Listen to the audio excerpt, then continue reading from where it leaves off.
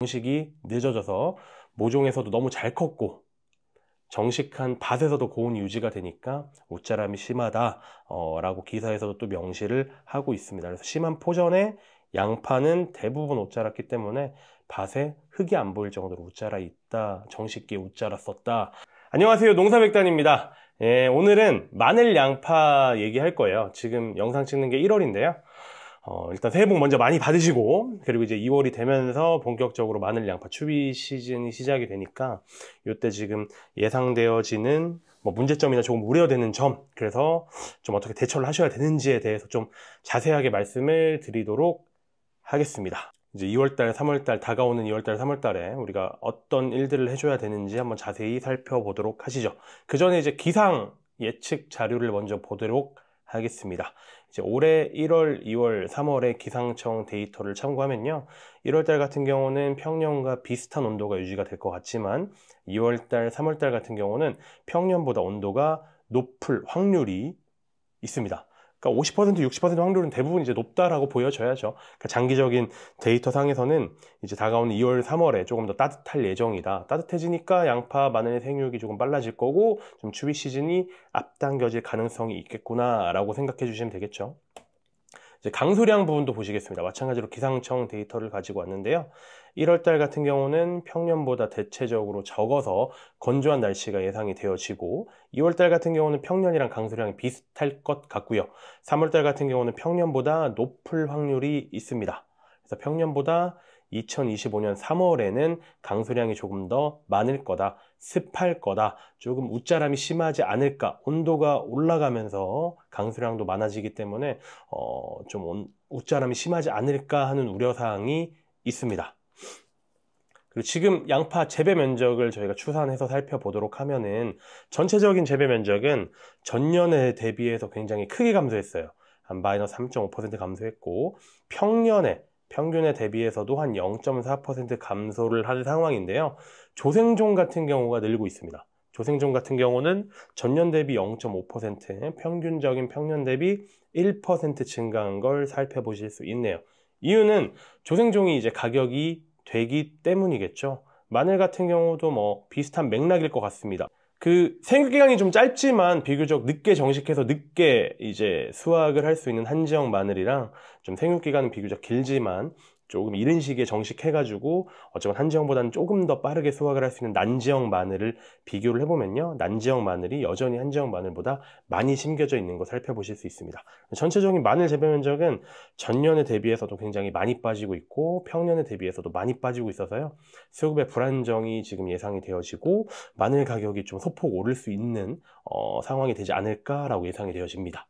조생종이 왜 많이 심어졌나를 살펴보면은 양파 같은 경우는 조생종이 성출하되는 시기에 가격이 제일 괜찮은 걸 살펴보실 수 있어요.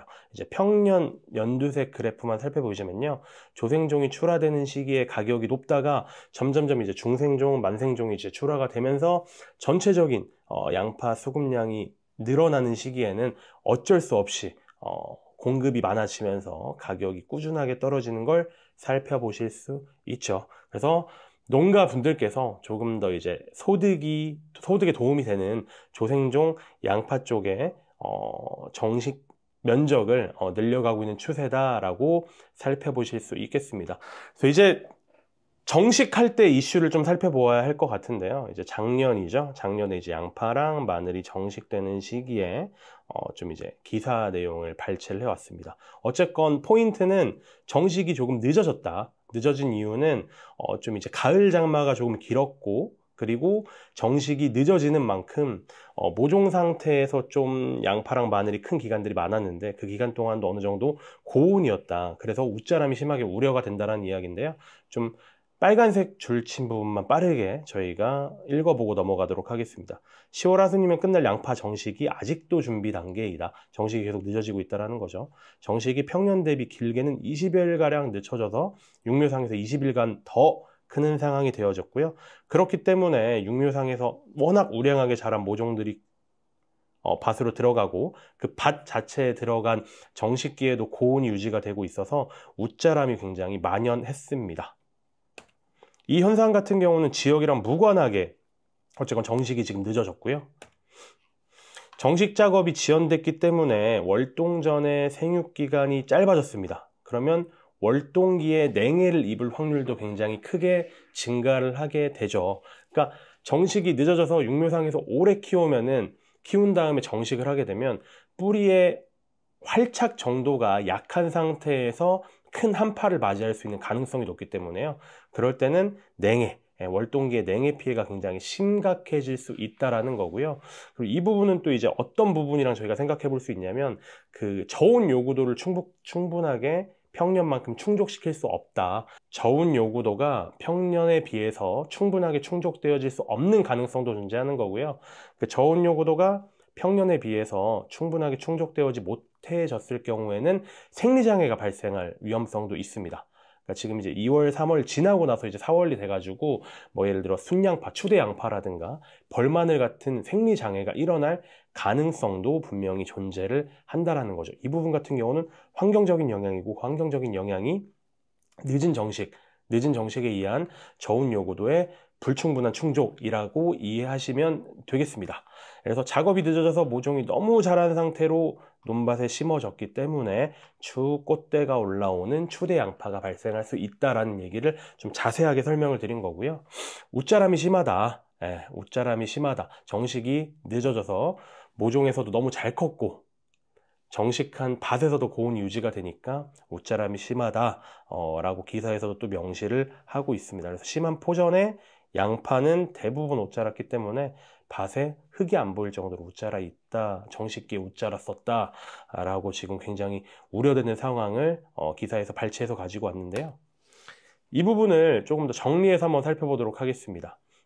이제 아까 살펴보셨다시피 기상청 데이터에 살펴보셨다시피 2월이랑 3월에 높은 기온이 높은 확률로 예상이 되어지죠. 그러면 이제 추비가 좀 빨라질 가능성이 있습니다. 아무래도 양파랑 마늘의 생육이 고온기 2월, 3월에 높은 기온 때문에 양파, 마늘의 생육이 조금 빨라질 것으로 예상이 되고 그거에 맞춰가지고 추비가 빨라질 수도 있는 가능성이 있는 거죠.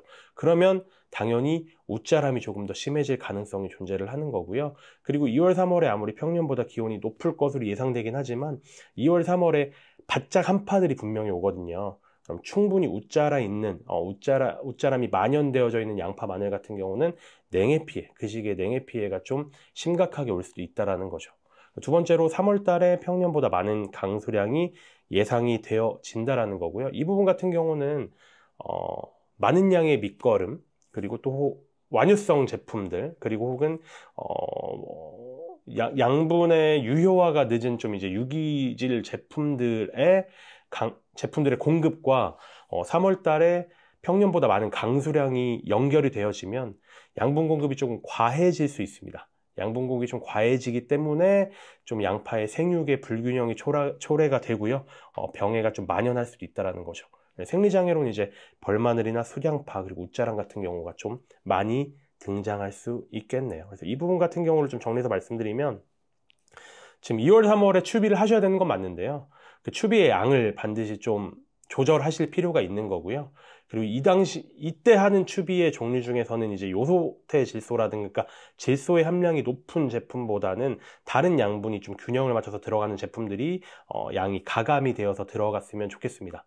그러니까 사실 정식기에 이제 밑거름 하시는 그 양이나 비종 같은 경우는 이미 다 넣으신 거니까 저희가 컨트롤할 수 없잖아요. 그러니까 이제 컨트롤할 수 있는 2월, 3월, 4월, 5월에 거쳐서 이제 진행이 되어지시는 추비의 종류랑 추비의 양을 좀 조절하실 필요가 있는 거죠. 그리고 세 번째로 지금 현상 자체가 조생종을 좀 많이 하시는 분위기잖아요. 돈이 되니까요.